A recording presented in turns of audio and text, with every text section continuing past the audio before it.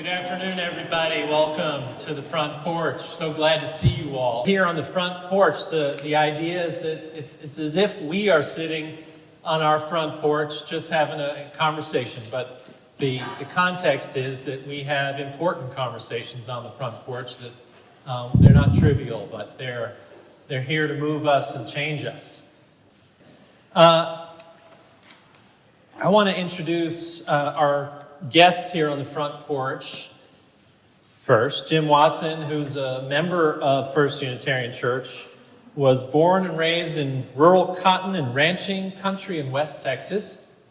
He studied liberal arts and law at the University of Texas in Austin, has practiced law in Dallas, and has also taught as an adjunct professor at the University of Texas Law School and SMU in the history field. Jim is a member of our church. Will you welcome Jen? Thank you.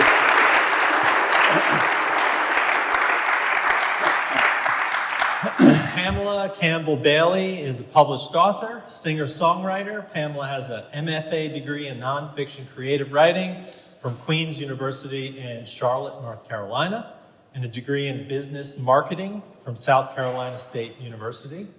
She worked for many years as an adjunct professor at Dallas Baptist while teaching world literature to her students. Pamela was inspired to create a lyceum to share the music and history of the African American experience that her students felt had largely been absent from their formal educations. As a public scholar, the Antebellum Diasporaproject, which is what Pamela has been working on, provides opportunities to collaborate with scholars in the U.S. and internationally on subjects such as forced migration of American-born enslaved people and the lasting effect of forced family separations on their descendants. Welcome, Pamela.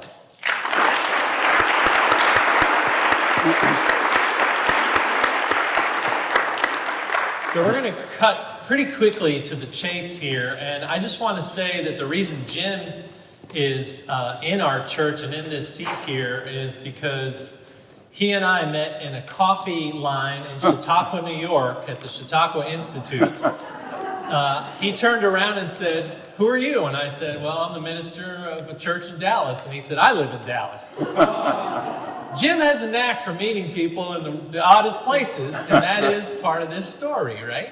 Yes. Somehow, that is part of this story. So, Pamela, tell us the story of your meeting. Absolutely. Yes. Thank you. First of all, I want to thank Reverend Kanter for having me here and for Jim for helping to get this together. And I want to thank you all for being here today. It is a lovely opportunity to tell you a little bit about my ancestors and to honor them in that way. So thank you so much. You've been very welcoming and I appreciate it.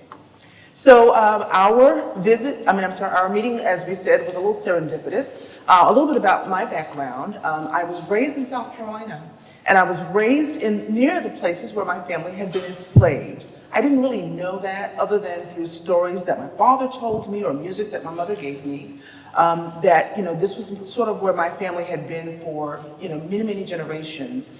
And for many years, about the time I turned 18 and went off to South Carolina State University, it was the first time anybody asked me, "Where are you from?" And for the last 30, 35 years, people constantly ask me where I'm from. They just assume that I'm actually from another country, which was surprising to me because I come from a very small community and everybody's your cousin. So I didn't feel that I looked that differently, but as I moved from South Carolina to North Carolina and then to Texas, the question still continued. So I decided in 2017 that I was going to take a DNA test because I wanted to know what everybody else saw in me that I didn't see in myself. And lo and behold, I was really surprised because I made two major discoveries. Number one is that I am still, after my family having been here in this country since before the Revolutionary War, I am still 95% African. And all of the places that people thought that I was from showed up in my DNA. So that was pretty amazing to me. And then the other thing I realized shortly after getting the results from my test is that thousands and thousands of people were being added to the database as my family members. And I just couldn't figure out how was I related to people here in Texas, in Missouri, in Louisiana, where I never thought that I had any family. I thought my family was predominantly on the East Coast. And I knew about the Great Migration to the northern cities, but I didn't know about the migration down out west and then southerly. And that's when I discovered that there had been 2.5 million people who were born in this country of African descent, who were forcibly migrated all across the country after the invention of the cotton gin and at the end of the transatlantic slave trade. So I started working to figure out, how did this happen? And one of the most preeminent scholars, his name is Eric Foner, and Eric writes about slavery history and Reconstruction. So I work currently, my day job, because I work 24 hours, I think, but my day job is at Southern Methodist University. I work for the Center on Research and Evaluation. And I decided one rainy night, I decided all day, I'm not gonna go to this lecture. I'm just not gonna go. I'm tired, it's raining, it's gonna be late, I wanna go home. And something just sort of gave me the unction, just go, just go. So I go to this amazing lecture. It's everything I expected and more, because I, at this point, had been researching for about 2 years. And the things that he said in the lecture, it really spoke to what I had learned, and I knew that I was on the right track. So I remember getting up and asking a question, and I shared that I was from South Carolina before I asked my question. So at the end of the event, I was waiting for my husband, who's here with me today, Ray, to come and pick me up, and so I was gonna wait around. And there was a gentleman who was also waiting, just to kind of wait out the rain a little bit. And he came over and he said hello. And he asked me a question which just totally blew me away. He began to tell me a little bit about himself, and he just said, I have family from South Carolina. He says it's from a tiny little place. You might not know anything about it. He says, but it's Clarendon County, South Carolina. And I said to him, half of my father's DNA is from Clarendon County, South Carolina. So I am the great-granddaughter of Jesse Rames and Ella Rames, who are from Clarendon County, South Carolina, who moved to the small town that I was raised in. And so that's where my family originated, in Mullins, South Carolina. And that was my meeting with Jim. I'm gonna let you take it away. And Jim, your side of this, you were waiting for coffee. Yeah. That was a spectacular evening of immense importance to me. Maybe I started wading in the water that night. That was the theme of the sermon service, the whole service, beautiful service this morning.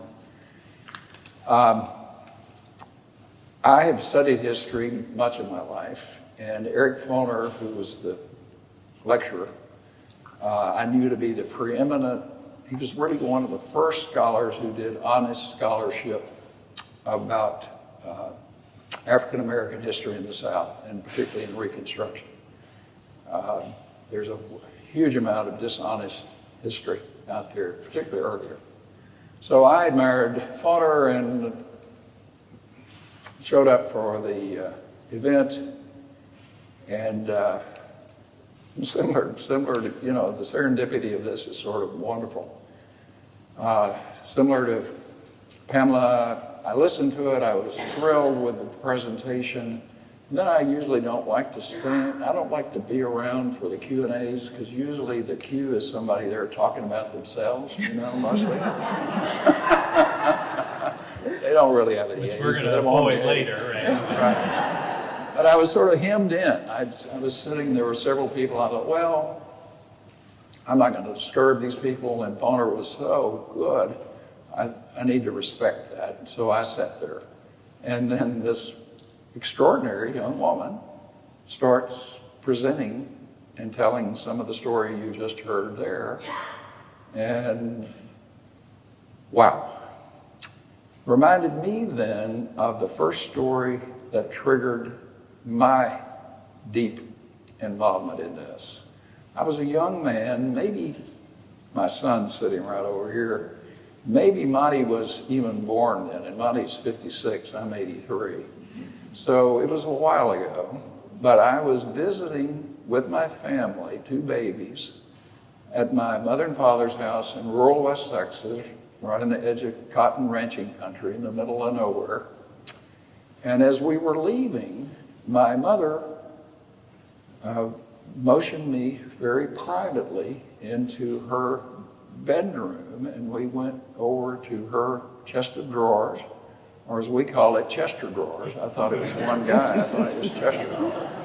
To her chest of drawers, and she pulled out a drawer, and underneath some of her clothing, there was a metal box about this big, a little metal kind of safe, and she had a key and opened it and pulled out of it an envelope that had some kind of writing in it, looked like it. And it was on blue paper, I remember that too, it's curious. And she said, I want you to have this. And I said, well, what is it? She said, I just want you to have it and to read it.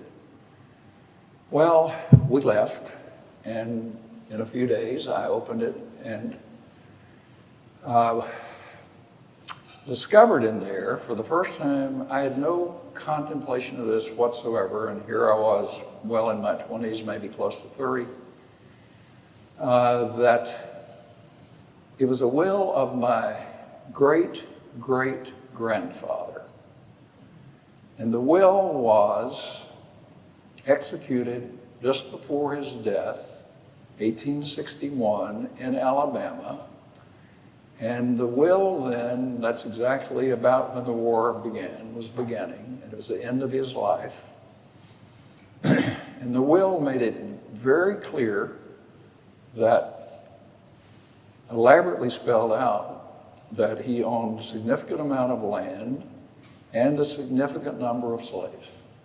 And many of the slaves were in Alabama, and some of them then were still in South Carolina, where through later on I was able to piece together many pieces.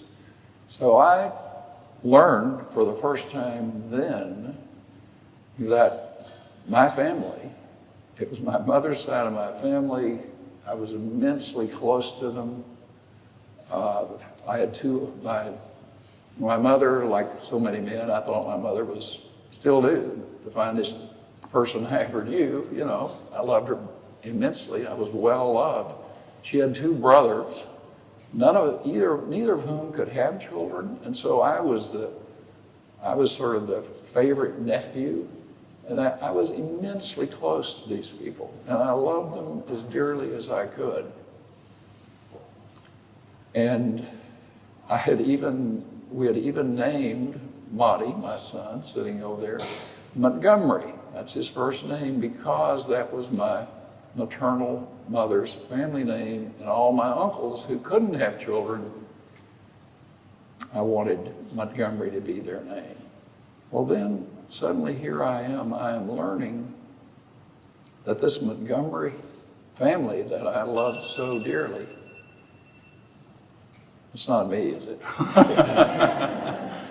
Montgomery family had descended from slave owners, and that my grandfather, who died just the year before I was born, and after whom I was named, his name was Jim McFadden, middle name McFadden, which will show up again, last name Montgomery. He had lived his first 10 years of his life. This was my grandfather, who I didn't know, died just the year before I was born. I was named after him. He had lived the first 10 years of his life on a slave plantation in Alabama. And that his father, in turn, when he was 5 or 6, had joined the Confederate Army in Alabama and fought during the entire Civil War. Ended up being discharged in South Carolina, North Carolina, actually, after Appomattox. So that experience was startling. There had been no discussion whatsoever in my family, period whatsoever, about this part of our history. And the way I learned about it from my mother made it clear that it was secret. And she was turning it over to me, And then we tried to talk about it later, but it was near the end of her life and her health was fading. So Jim, let me stop you right there.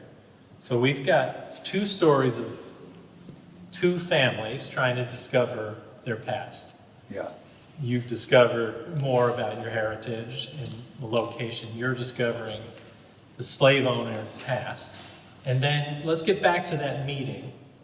What did you discover about each other in that meeting? Or did what you discover about your relationship come later? Very good. Maybe Pamela. Well, one of the things that I think very soon after that meeting we realized is that we have family that is buried in the same cemetery. And so the likeliness of us even meeting in the first place, and then to know that our families were that closely related and lived within proximity of one another. And that's in Clarendon County, South Carolina. And then the other thing I've learned is that both the Montgomery and the McFadden families that are Jim's family, I have a cousin, a DeWitt cousin, who shared with me recently. I met him through my project, which is the Antebellum Diaspora Project. I met him and found out that his great-grandmother, Nellie Montgomery, is buried in a cemetery in Horry County, South Carolina. Most of you have heard of Myrtle Beach, that's Horry County. And it is a cemetery that goes back to slavery, and where the cemetery is like this, where you have the black family on one side and the white family on another. Nellie Montgomery, I found her on census records, and she is listed as a mulatto. And the white family made room and space for her in their part of the cemetery. So that says to me, and that they acknowledge that we were indeed family. So learn that we, as far apart as we were, not knowing each other, just meeting each other for the first time, which is what I share with most people, is that we are so closely related we can't even imagine. And so Jim approached me with so much respect and humility about this history. So I would say the biggest takeaway was just that having the kind of empathy and humility to come together to talk about this difficult, history is what has brought us together as friends. And we say family because we feel like family. We know each other's families now. Do you feel like family? Or you actually are family? Well, I'll just say this. When I look at Jim's DNA, his history in the database, which is ancestral.com, his family has all of the surnames of my family. Yeah. And so even though there is a cutoff in terms of, how closely they will say that you're related, and we're still sort of looking at it because, again, I'm finding parts of my family all throughout Williamsburg County, Horry County, and Clarendon County that has the same names. And most of you all who know this history know that we, in many cases, our families, African-American families, took on the names of their slaveholders. And in most cases, my case is unusual. As I said, am 95% African still, but for most African-Americans who come through this legacy of slavery, they are 12 to 25% European. And that is because we were family of slaveholders. So the reason we're having this conversation is, on one hand, the assumption is that you are actually DNA related, but really, in a sense, that's important.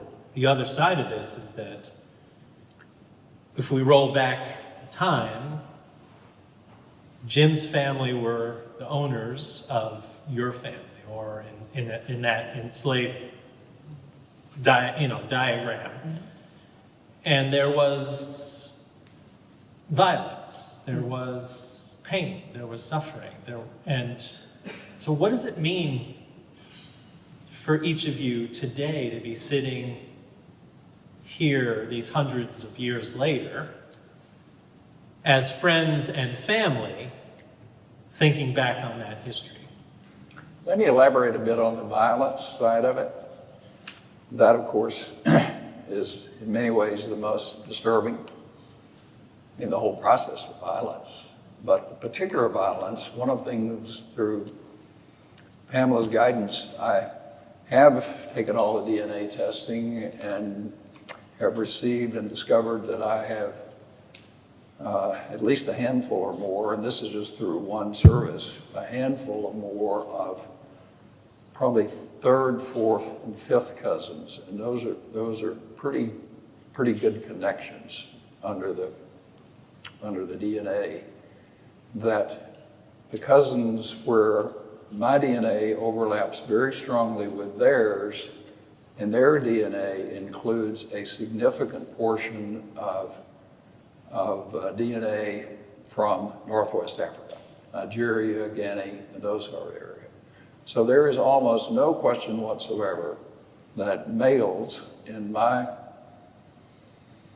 family line were violating black women, slaves, in their lives. And so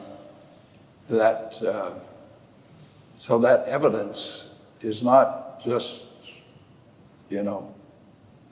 I knew it as a historian. I'd studied all this stuff and still do immensely. But there it is. There it is. So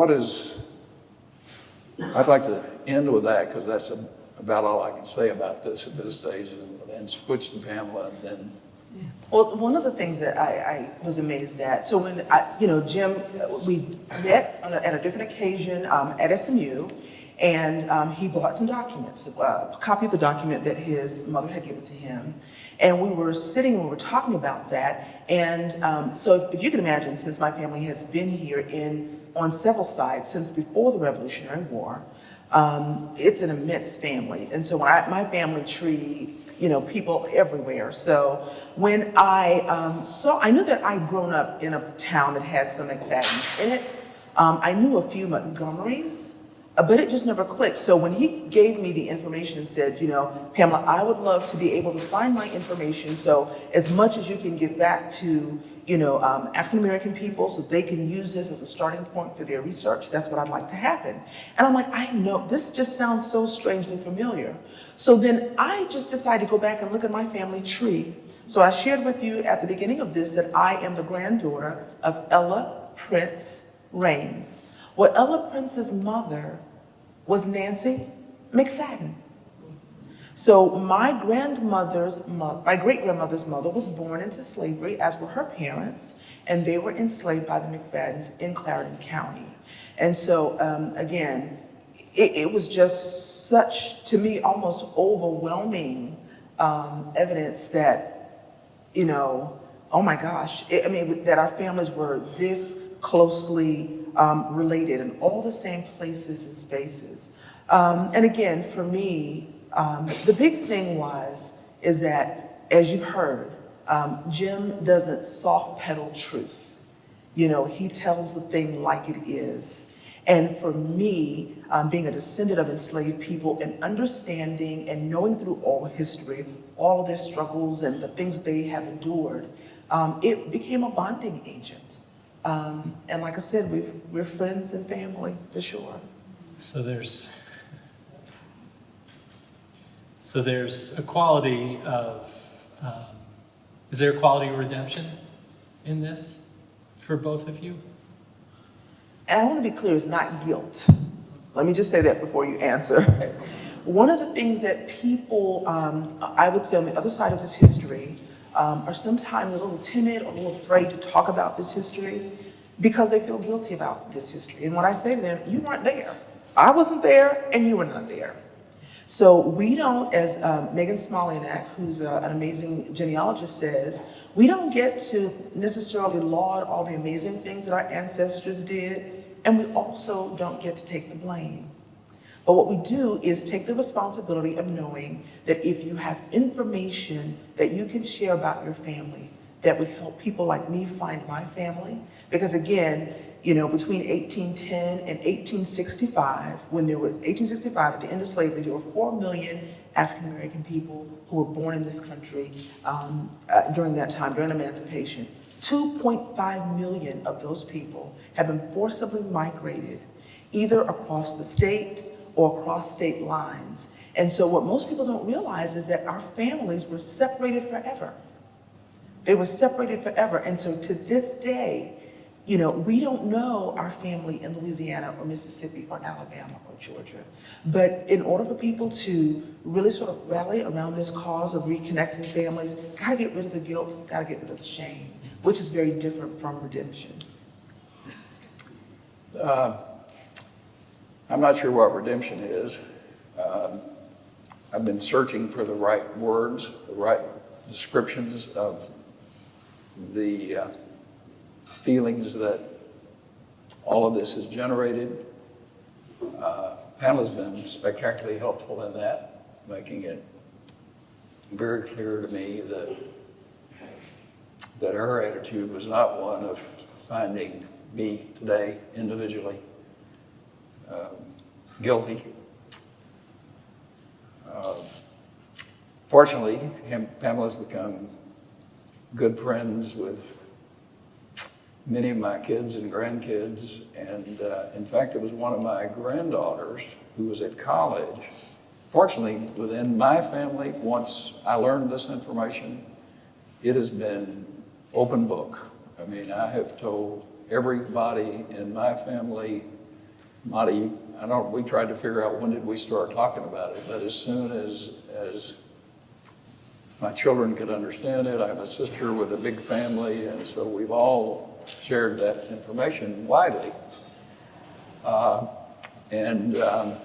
Startlingly, because it was such a secret. I mean, we just didn't know anything about it. But what's the right word? Is it redemption? There was the shame element, of course. Shame, there's also, you have to try to reconcile. As a historian, I've studied it a lot, and, these were evil times and evil cultures, and people were living in the wrong time. And you could try to come up with some ways to, at least comprehend and understand how this ancestral line of people who I love and whose DNA I share extremely, how they could have been involved with all that. So what are the right words? It was one of my granddaughters, Monty's daughter, Ashley, who has become friends with Pamela, and Pamela's niece. I mean, we are family, I promise you. But it was Ashley who was at school at Davidson in North Carolina, very close to where you went to school. She was talking to one of her professors, and the professor said, well, what is going on, this was before we met Pamela, is that try to get as much information as you can into the hands of people who are working with this information so that it might be useful to them in helping track their family. And so Ashley came up with the idea. We were just sort of floundering. How do you got all these feelings, but what do you do about it? And we were comfortable and eager even to share the story. But then that came up with the idea, and then all of a sudden we're at the phoner meeting, and there's this opportunity. I think redemption, there's something wonderful about releasing this secret. Yeah. I don't know what the right word is. So the fruits of this story, I think, come in a couple different ways, and you correct me if I'm wrong.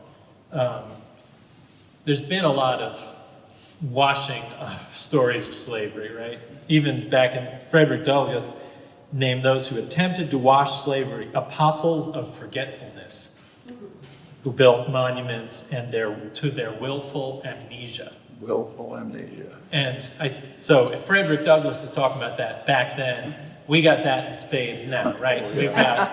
We've got presidents who are, saying slave owners were great people, and we've got political leaders saying critical race theory is an evil, and apostles of forgetfulness. So in part, one of the fruits of your story is to counter that narrative, right? So this is a beautiful moment, actually. I mean, those of you who are witnessing this, I know you two have spoken before, but for us, this is a counter to the apostles of forgetfulness. We are apostles of remembrance. And there's a beautiful fruit there. The other one I see is just your friendship. So I witnessed that in our pre-conversations and in what you've said about your families. What other fruits of this unfolding story are there? And what do we do with your story? So for me, one of the reasons that I'm doing this is to restore humanity to people who lived, in this country for hundreds of years, who never got their just due.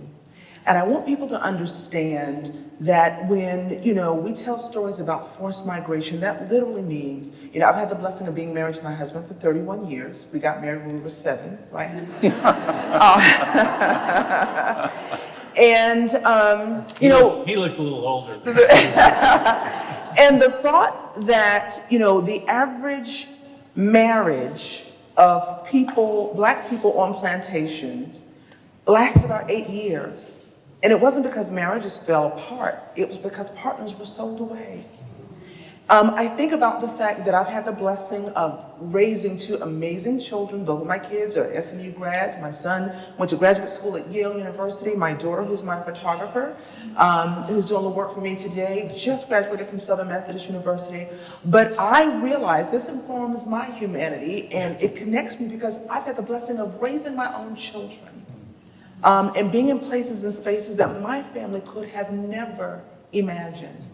And so again, it's a way for me to help people understand that these are not just, as of, 1870, they're not just names on census records or, if it's a manifest of a ship, not just slave ships coming from Africa or from the Caribbean. There was a lot during the Antebellum slave trade. People were sent from state to state. Down the river. Down the river. Right. And so I see my great-great-grandfather, Amos, and I see his brother, Barney, on those manifests and what that meant to my family.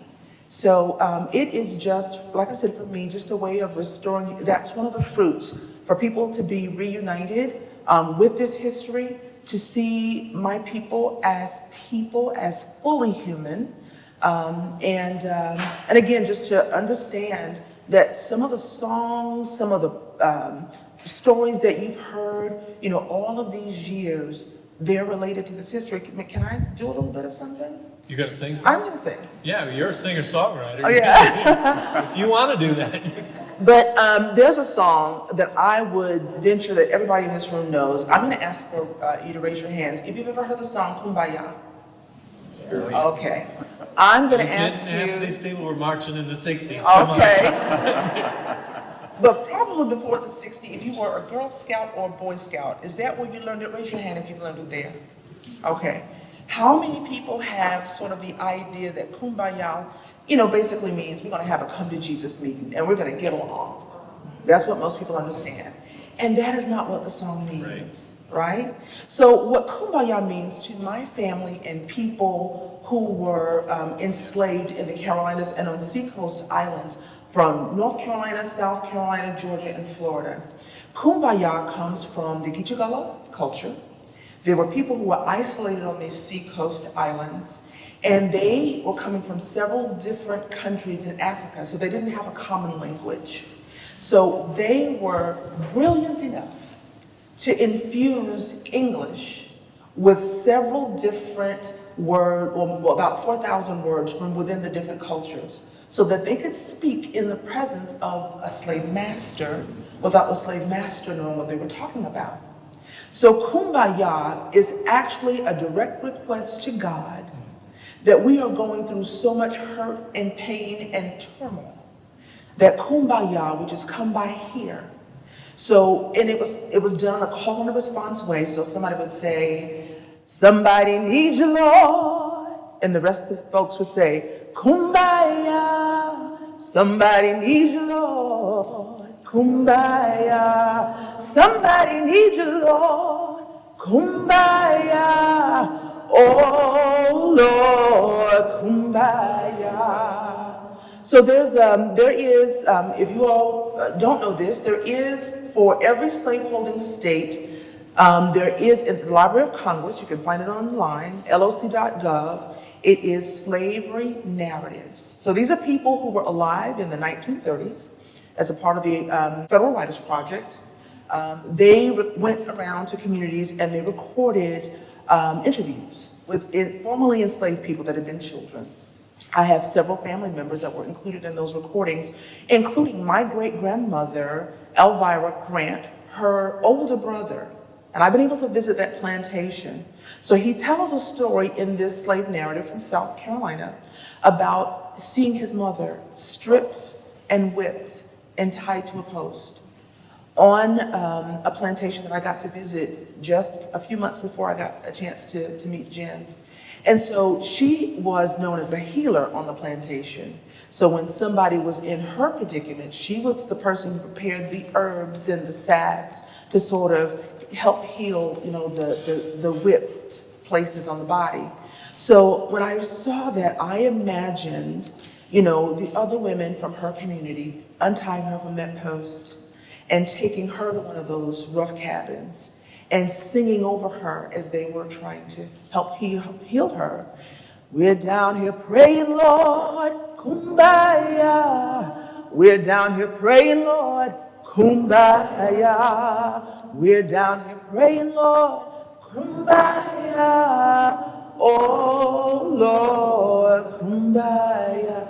So the next time you hear that song, I want you to know the depth of where that song comes from. And it was changed and put into camp books by the daughter of a slaveholder who wanted to sort of take away this history so that it could take away the stain of slavery from her family. But now you can't unknow what Next you know. time they hear that, you and I are going to be standing in church. Okay. Jim,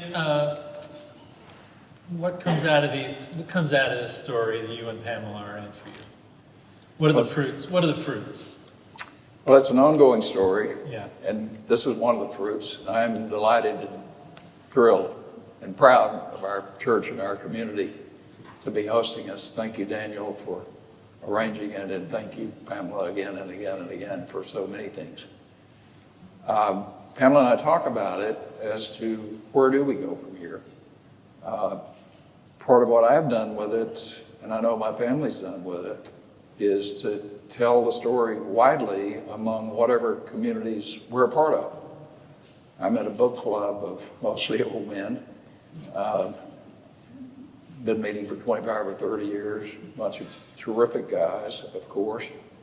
And I've told the story there, and in that group of 15 people, 2 men responded saying, one of them said, oh my goodness, my great-grandfather, or whatever it was, brought to Dallas County 50 slaves in whatever year it was. And another one didn't respond well. He said, well, one of my grandfathers was a Presbyterian minister, and he had slaves, but he was a wonderful slave owner and was well-renowned by everybody that he was there. I said, that's bullshit. That's what that is. I don't know if that's proper chanting hall. That's what it was. So In here, it's okay. it's in here. It's okay. So I think the truth and dispersing it in any manner that we can, and that's why we appreciate this offering, is foremost. Yeah. And how we do that, Pamela's even been thinking of, possibly a book. We're probably going to travel together as soon as COVID and everything, if it ever calms down, to South Carolina and visit some of these, like the Montgomery and the McFadden's and the Durant graveyards where we know our ancestors are buried. And Pamela's a woman of phenomenal energy and creativity, as you can tell, and skills. And I'm sort of tagging along, honestly. So where is it going? Only God knows. So there is a theme of secrecy, at least certainly in Jim, your story, that the symbol of the little silver box tucked in the drawer with a key is like every family secret that everyone in this room, has ever approached, right? How does it work on your side? Well, there's a lot of secrecy. I think if you ask any African American person in this room today, we all had a great or great great grandmother who our family said was Native American, and she had such long hair that she could sit on it. Like we all, no matter where I go to speak, we all have that great great grandmother. And so, much like my husband, who's been told his entire life that He hasn't got any hair. Right, right. But his family has always told him that he was of Native descent. And so, for most of us, because of how we became mixed with European blood, our families hid it from us by making that great great grandmother Native, as opposed to being white, because then they would have to explain the assaults. And it's a difficult subject to broach. And so we do have our secrets. And then I will tell you, I talked earlier about taking away the shame. There are people, because this history has been so hidden from us as a part of our education, that they think all we ever were enslaved people. One of the things I found most interesting in the place where my family had been enslaved is that we're not down, we're a little north of Charleston, and we are landlocked with North Carolina. So in order to grow rice, like the Carolina Gold, you have to, be close to a waterway. But then we found out that there was a particular grain of rice called the blue rose rice. It was a grain that had a little slight blue tint on the inside until you cooked it. And they were able to grow rice there because the enslaved people brought over with them information of how to do irrigation. And so that's how slaveholders became wealthy, because these Africans had such great knowledge about something that they had no knowledge of. And so just, again, they were never just anything. Again, most people think that most enslaved people, that they were all in the fields. They were highly skilled laborers. They did work with ironwork. They were seamstresses, and for generations sewed the ball gowns for governors' wives. They did a great many things. So by not telling the whole history, we leave a part of the people who were affected by this, some living in shame, thinking that this is all we ever were. And that just absolutely is not true. The whole concept of doing genealogical work, I don't like that. It doesn't interest me. But fortunately, there are people who do it beautifully well, and the cost is not prohibitive at all. And so give it a thought, give it a chance, pursue it a little bit. And I think you might be like I was, surprised, maybe distressed, but it is worth the journey, I promise you. So some of the interesting things that I found about my family is that my family was involved in the Revolutionary War, except we fought for the other side. So those who were enslaved, when they heard the revolutionists talking about, they felt like England was treating them like slaves. They were like, what? And so it made them, and again, because of some of the players that were in the Revolutionary War who had been loyal to England, England was very upset with them. So like for Pierce Butler in Georgia, they, sort of parked a ship out there and made it known that if you will give us intel, or if you will fight for us, or even if you can just make your way to the ship, we will give you passage to Canada. And so when I started using DNA is such a great tool for those parts that you can't find, because people in every part of this puzzle are looking. And so I kept finding my family in Nova Scotia. Port Royal, just different places. And so when I asked, I was contacted by a Canadian newspaper, and I was sharing about all the different places. And she says, these are all places that were settlements for people who fought against the revolutionists for Britain, and they got safe passage to Canada. And so I'm finding my family all over American history. So that's made it exciting for me. So I will probably spend the rest of my career writing and talking and, creating art around this. So it will definitely live on. That's great. So every little bit of information helps. I think, another takeaway is just to take the shame out of this, to be honest with your families. No, this was not just the greatest moment in history for our families, but it happened. And while we cannot erase what has happened, what we can do now that you know that we are trying to find our families, is just to be, a soldier in that army. Yeah. To basically say, again, can't right or wrong. It's not even your responsibility so much, to right the wrong, but just as a human family, to do everything that you can to let people, be reconnected again. And so it's been amazing. I want to tell you that I found a young man in North Carolina. My family's from South Carolina. When my brother sent me a picture of the young man, they are almost identical. They could be twins. And they have lived in the same city for 20 years and have never met each other. But his family was taken from Marion County, which is now Dillon County, South Carolina, up to the northern part of the state of South Carolina and eventually into Mecklenburg County in the 1850s. And we have been disconnected for all of these years. So every little bit of information that you can share. And just like Jim, I have found some great friends on the other side of this history just because they are willing to share. They're very humble and they're very honest about this history. And those are the kinds of things that bring people together. And anybody can participate in that. Yeah. So James Baldwin said, beyond all of this, the thing we have to do is build a better world, one person at a time, or working on this together. And I thank you for being apostles of remembrance and for being with us and for singing with us and being on the front porch today. So will you give them a